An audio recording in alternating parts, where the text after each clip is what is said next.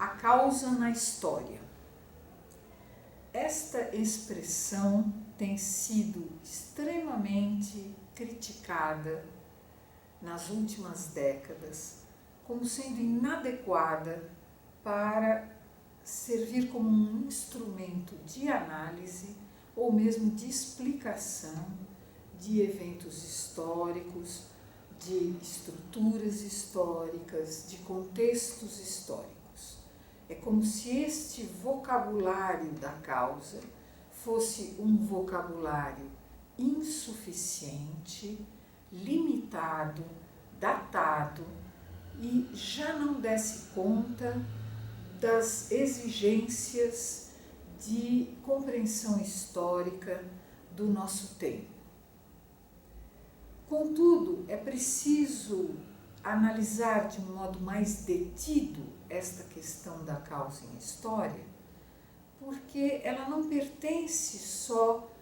ao vocabulário de um certo período que se utilizou deste recurso para dar conta de eventos e para produzir historiografia. A questão da causa é uma questão da teoria do conhecimento, da epistemologia, e ela tem uma amplitude muito maior e ela atende a inquietações muito mais amplas do que simplesmente para o historiador elencar aquele conjunto de fatores que deflagraria os episódios a serem explicados. Então, é necessário retroceder um pouco e pensar na questão da causa, tal como ela apareceu, ligada à pergunta pelo conhecimento e pelas condições em que se pode produzir conhecimento verdadeiro. E depois entender a causa na história como, de início, uma decorrência desse entendimento mais geral sobre causalidade no universo e na ciência do universo. E aí podemos situar melhor nesta história da ideia de causa ligada à teoria do conhecimento, aquilo que pensamos seja para os nossos dias uma solução para essa questão da explicação causal em história. Se nós nos reportarmos ao mundo antigo, ao mundo grego, às formulações iniciais dos problemas que têm ocupado a filosofia no Ocidente, vamos ver que a questão da causa aparecia como sendo aquilo que de alguma forma permitia dar conta do conhecimento a partir da experiência. Todo conhecimento que dissesse respeito ao mundo tal como era experimentado pelos sentidos deveria recorrer à noção de causa para dar conta de alguma coisa que se apresentava desde o início da investigação filosófica pré-socrática como sendo o empecilho ao conhecimento verdadeiro, se podemos dizer assim, que era a questão do movimento. Então, se os objetos do mundo físico, se os elementos da natureza deviam ser conhecidos nos seus processos, nos seus desenvolvimentos, aquilo que dificultava esse conhecimento era o fato de estarem todos em movimento. É o fato do deslocamento, da transformação, do nascimento, crescimento, envelhecimento, desaparecimento, a geração e a corrupção assim como o deslocamento e o movimento, eram todos considerados fatores que impediam a análise, que impediam a apreensão adequada da natureza das coisas, uma vez que elas não permaneciam em estado fixo suficiente para essa apreensão, não permaneciam suficientemente iguais a si mesmos para que pudessem ser conhecidas de um modo verdadeiro em sua essência. Se examinarmos o texto da Metafísica de Aristóteles, aquele conjunto de apontamentos das aulas que seus alunos nos legaram, vamos ver que, quando se trata de causa, Aristóteles examina o modo como as pessoas comuns usam a palavra, usam o termo para dar conta daquilo que se passa. Ele diz famosamente: causa se diz de várias maneiras.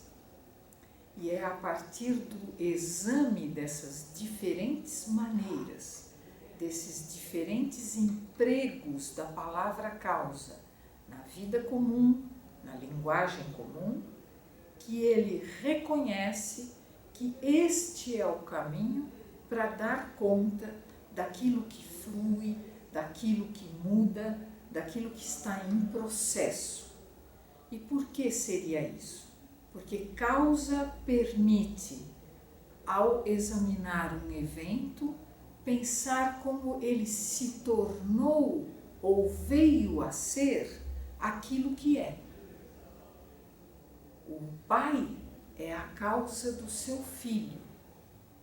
Se eu quero compreender alguém, a sua existência, a sua vida, eu remeto também àquelas circunstâncias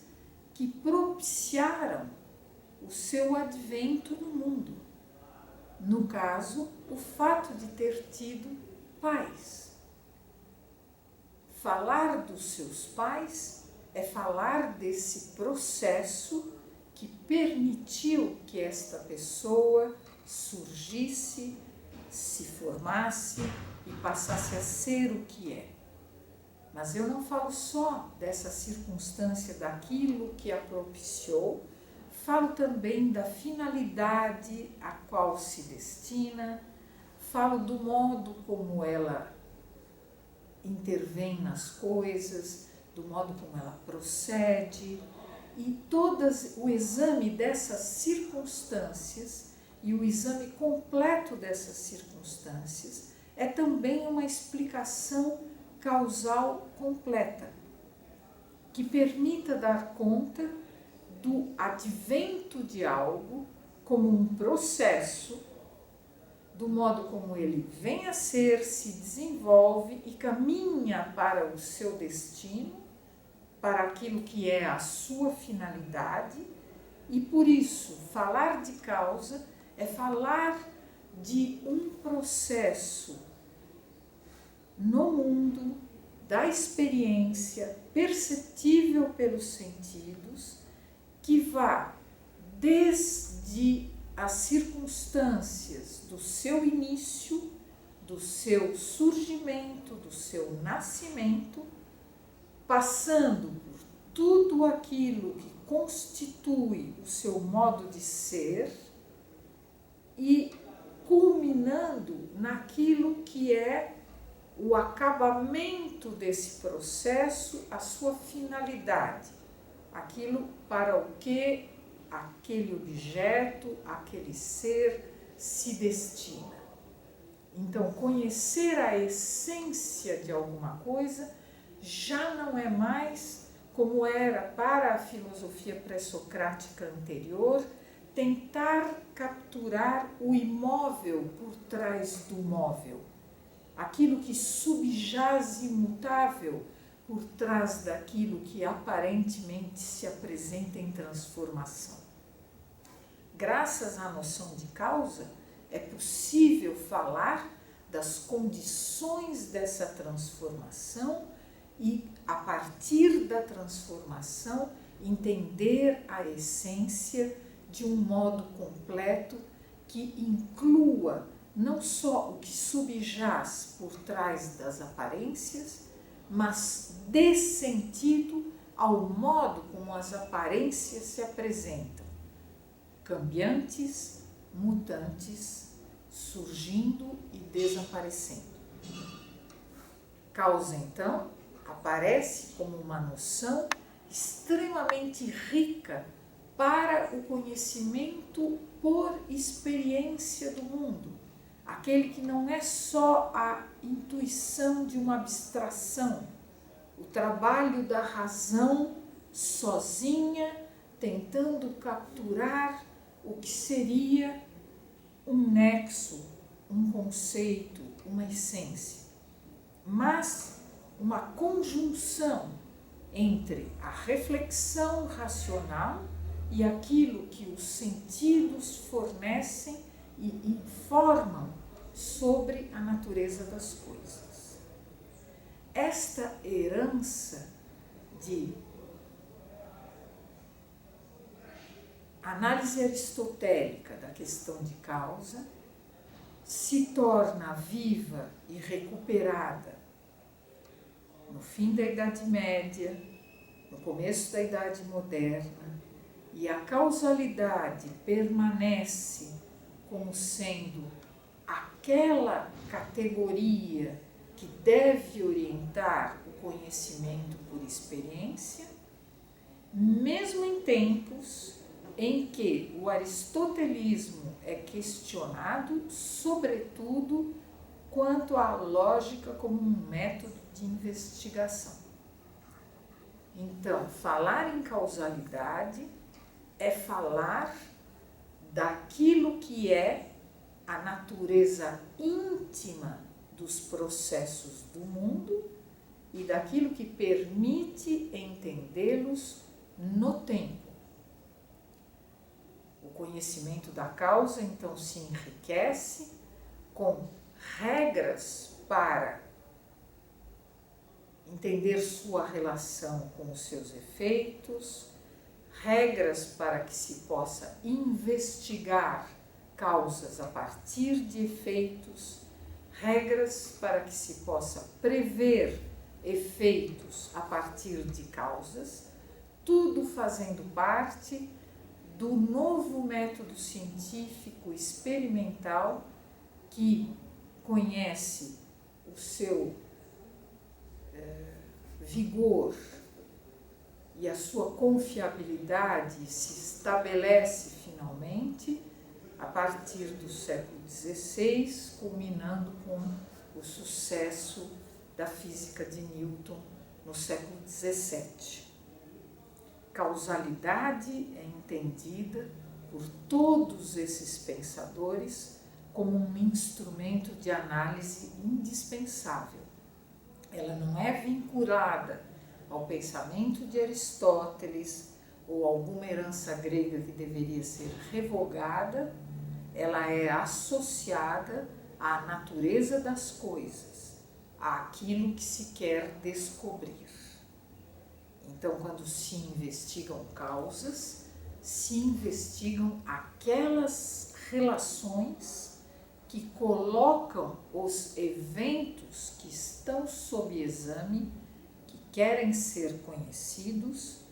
em conexão.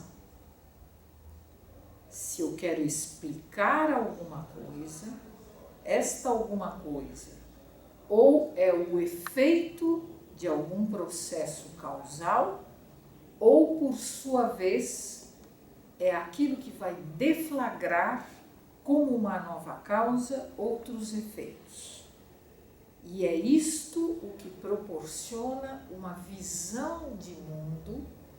que concebe a natureza e o mundo de modo geral, que é objeto de toda a experiência sensória, como sendo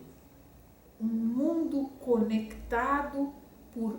redes causais, em que todos os objetos aparecem como eventos que pertencem a processos,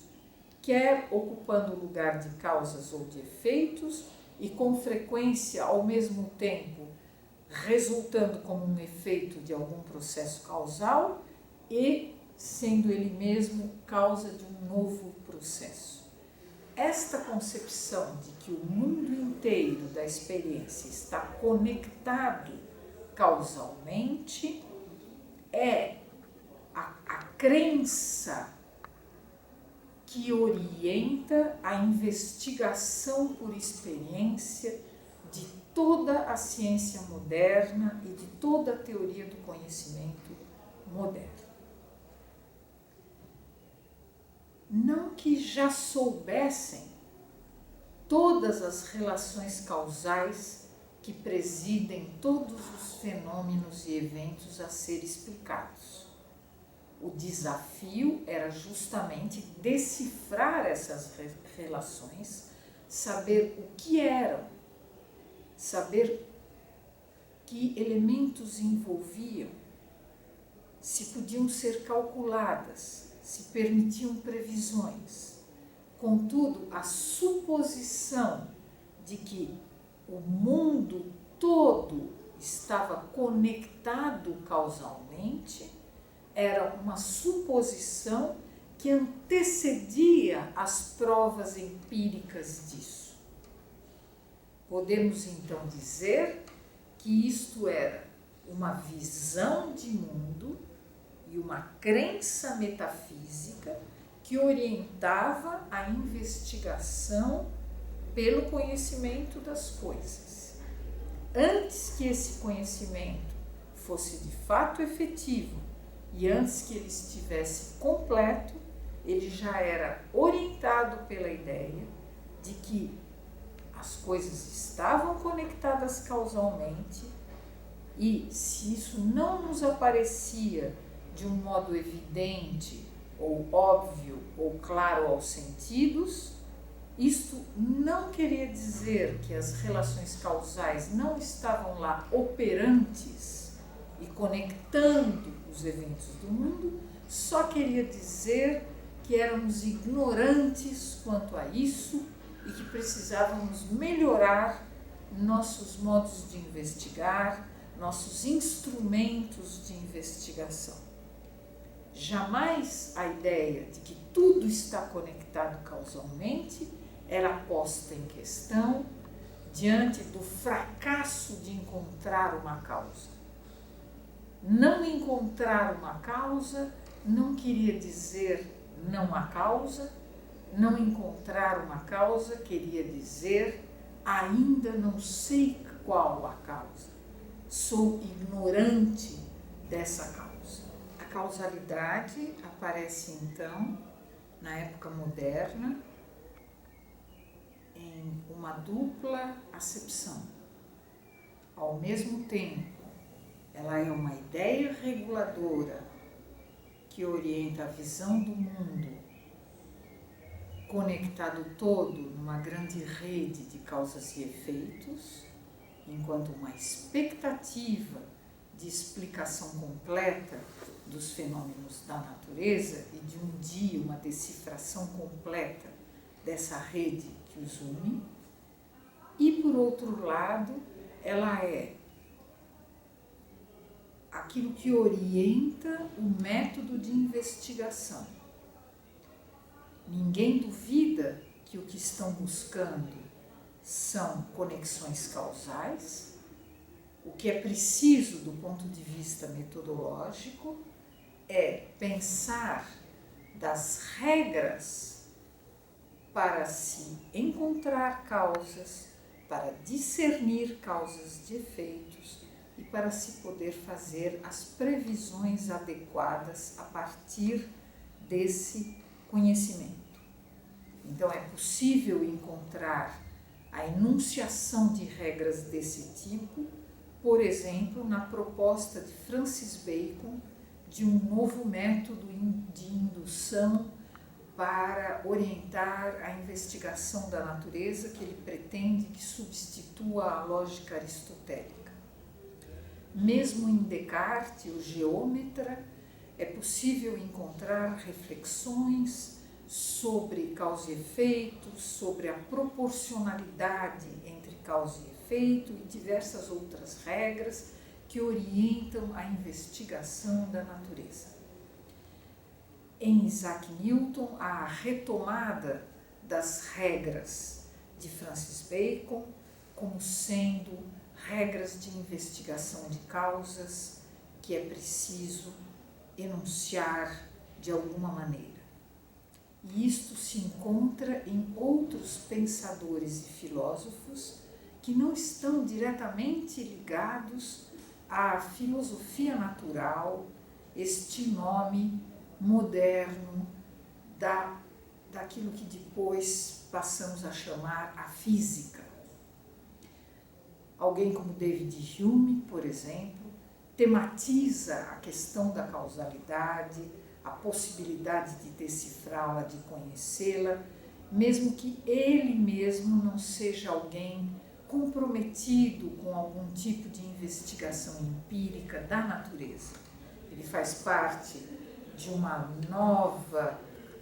legião de investigadores que se apropria do método experimental para fazer a investigação dos assuntos humanos e que espera encontrar, quanto aos fenômenos humanos, as mesmas conexões e aplicar as mesmas regras que já se provaram eficientes na investigação do mundo natural. É com David Hume que surge de um modo mais claro e para a investigação filosófica, de teoria do conhecimento, daquilo que depois vai receber o nome mais contemporâneo de epistemologia. Ali aparece a problematização propriamente filosófica de se as causas, os efeitos, as relações causais que julgamos constatar na natureza e que são os elementos para podermos inferir para um grande número de casos leis da natureza. É David Hume que pensa se esta relação causal é alguma coisa que está na natureza mesma, se ela pertence à natureza intrínseca dos objetos físicos, ou se, ao invés disso, ela é o nosso modo de compreender o mundo, é o modo como a nossa mente se achega à natureza e a organiza. É o modo como nós aprendemos o mundo. Este é um questionamento e uma investigação propriamente moderna,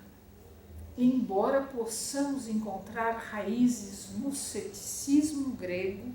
desse tipo de dúvida. Será que o mundo é, na sua essência, na sua objetividade, tal como ele me aparece? Esta pergunta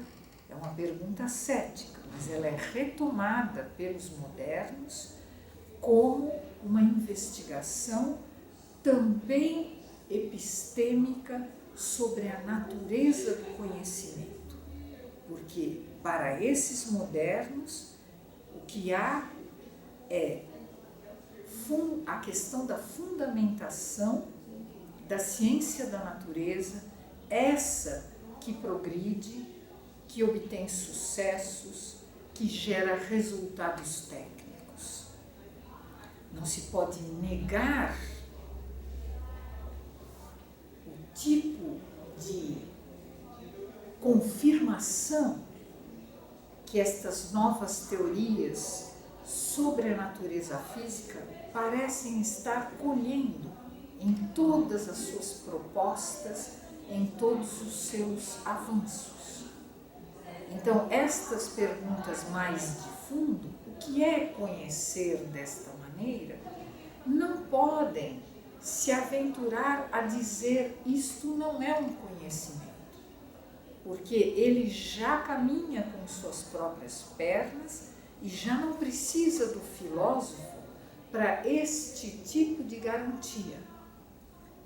Ao contrário, o filósofo é que deve pensar que lugar este tipo de conhecimento já bem estabelecido, este conhecimento da natureza que conhece suas leis, que pensa em controlá-la a partir desse conhecimento, que faz previsões e que gera técnicas, que lugar tem esse tipo de investigação naqueles velhos princípios sobre a natureza do mundo e que resposta os velhos desafios sobre a questão do conhecimento podem ter para que esse novo conhecimento possa ter o seu lugar. Então, não ocorre a David Hume pensar que as categorias de nossa natureza, aquilo que são os princípios de nossa natureza para organizar o mundo, sejam um óbice, um entendimento ao entendimento da natureza. O que ele nos diz é, embora eu não tenha acesso à natureza íntima das coisas, embora eu não saiba se causa e efeito são de fato no mundo, na intimidade dos objetos, há um olhar objetivo que não é o olhar humano, do jeito que é descrito pelo conhecimento humano, embora eu não tenha esse acesso e não possa fazer esse tipo de verificação, contudo, o conhecimento das coisas, tal como se dá para mim, se dá, na maioria dos casos, confirmados de modo indubitável ou de modo probabilisticamente confiável. Esta é uma questão que Kant depois retoma, pensando novamente que causalidade é uma categoria do entendimento e não da natureza, contudo, uma categoria suficiente para garantir a racionalidade da ciência da natureza. Vemos então que com essa reflexão filosófica sobre a natureza das causas, nesta época que é já a segunda metade do século XVIII e já a proximidade de nossos tempos contemporâneos, vemos que,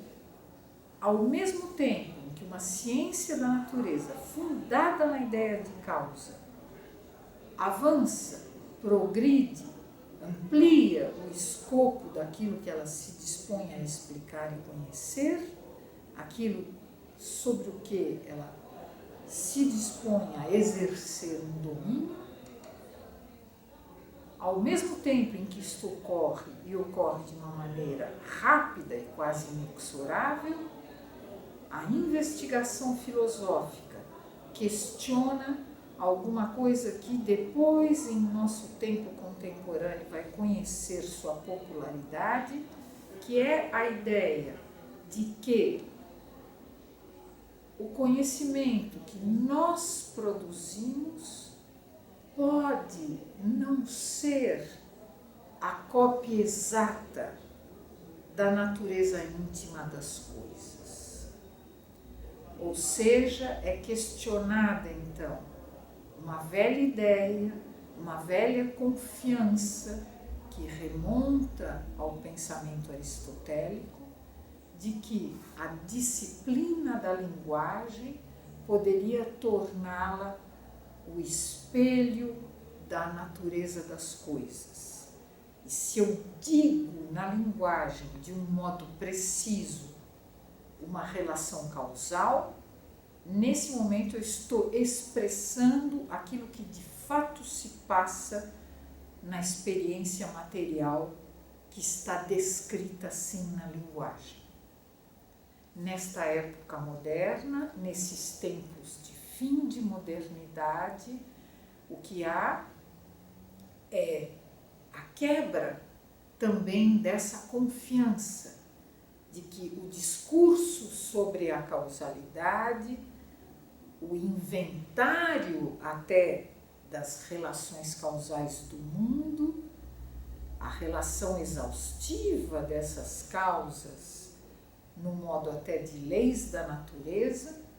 nem por isso expressa a natureza íntima das coisas. Contudo, expressa o ponto máximo em que nosso conhecimento delas consegue caminhar. Há então uma cisão entre linguagem e mundo, que aí se anuncia. Mas há também a confiança de que aquilo que é dito na linguagem é aquilo que pode ser dito racionalmente e aquilo que pode, de fato, produzir resultados, previsões e explicações, ainda que não se possa ter a garantia metafísica da correspondência desse discurso com as coisas mesmas. Mas isto é uma questão que interessa aos filósofos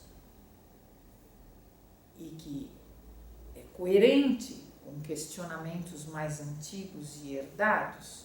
e que acompanha as inquietações epistêmicas das investigações filosóficas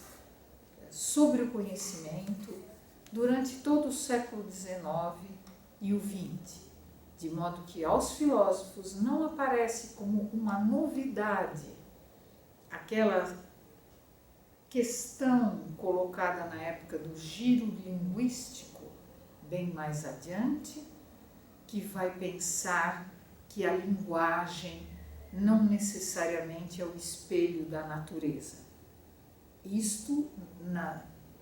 no ambiente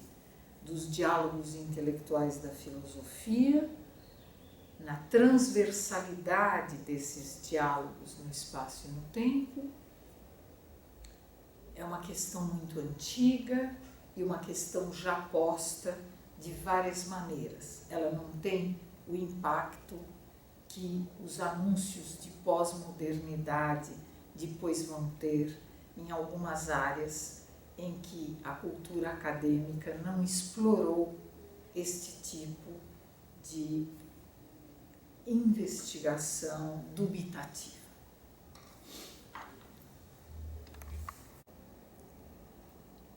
Quando do advento da ciência moderna, a ideia de que o campo do conhecimento por experiência é um campo amplo que inclui a natureza física e inclui também tudo aquilo que é feito pelo homem, é uma ideia disseminada, quase pressuposta. É difícil que ocorra alguém que aquilo que é feito pelo homem merecesse algum tipo de metodologia para seu conhecimento que fosse inteiramente diversa daquela que agora era bem sucedida para os eventos da natureza. É uma longa tradição de unidade de método que remonta à lógica aristotélica e à sua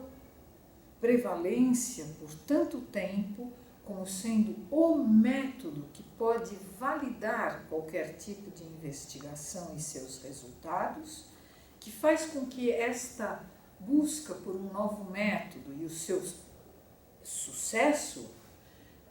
apareçam como, de novo, uma receita e um instrumental para qualquer tipo de investigação, não importa qual o objeto. Portanto, quando, com o advento das ciências do homem,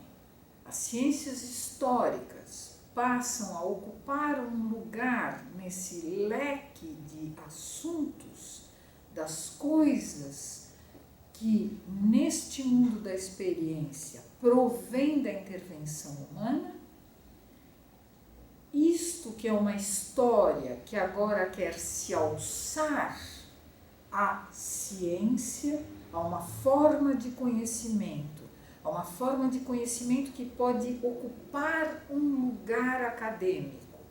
que pode ocupar um lugar disciplinar, que pode ser ensinada e formar aqueles que são os seus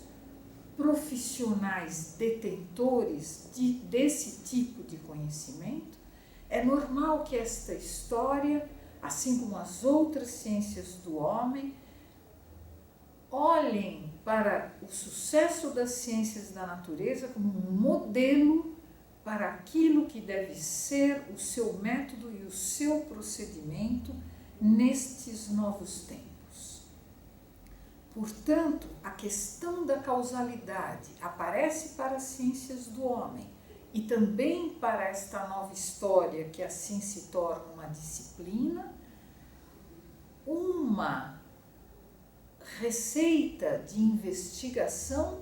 que não cabe questionar, que não ocorre a ninguém questionar. A questão da causalidade não aparece aos cientistas do homem ou aos historiadores como um artifício criado ali, nesse âmbito, para resolver as dificuldades deste tipo de conhecimento. Pelo contrário, é uma categoria do entendimento humano assim consagrada, já tratada e dada, quando não uma concepção de que é assim que o mundo está estruturado e é assim que ele deve ser conhecido, e não se pensa que as questões dos homens, a sua imbricação, as suas redes de relações devam obedecer a uma outra lógica que não seja aquela das relações entre causas e efeitos. Portanto, a causalidade na história não é alguma coisa que aparece em primeiro lugar ligada a esta ou aquela doutrina histórica. Ela não é uma invenção do dito positivismo. Ela não é o recurso dos deterministas. Ela não é a ferramenta privilegiada daqueles da história estrutural. Ela é algo mais fundamental. Ela é o modo de conceber o conhecimento, a sua construção. E, portanto, se a história deve se tornar um conhecimento, então a história deve recorrer à compreensão causal do seu objeto. Ela deve procurar localizar, discernir e estabelecer aquelas relações de causa e efeito que ligam os eventos a serem explicados. E ela é orientada pela mesma visão metafísica que orientou o advento da ciência da natureza no início da modernidade, a ideia de que tudo está conectado por algum tipo de rede causal, ainda que essa rede não seja conhecida. E embora a decifração destas relações entre causas e efeitos seja ainda modesta, localizada e paulatina, contudo ela é orientada pela ideia de que assim está tudo organizado e que é uma questão do avanço do conhecimento para que essa decifração se torne cada vez maior e se acumule quanto ao conhecimento das relações causais disponíveis para o conhecimento humano. Então, que historiadores pensem em termos de causa e efeito, que lhes ocorra explicar segundo esse tipo de categorização, é o caminho natural da ciência moderna, dos rumos da teoria do conhecimento moderno, da epistemologia moderna. É necessário um voltar-se contra esta tendência majoritária. É necessário um questionamento profundo da natureza do conhecimento para que se pudesse depois reivindicar para as ciências do homem ou para a história alguma coisa diferente disso. A causalidade é aquilo que insere as ciências do homem e a história no grande campo de investigação da natureza física e da natureza humana como um campo de conhecimento moderno.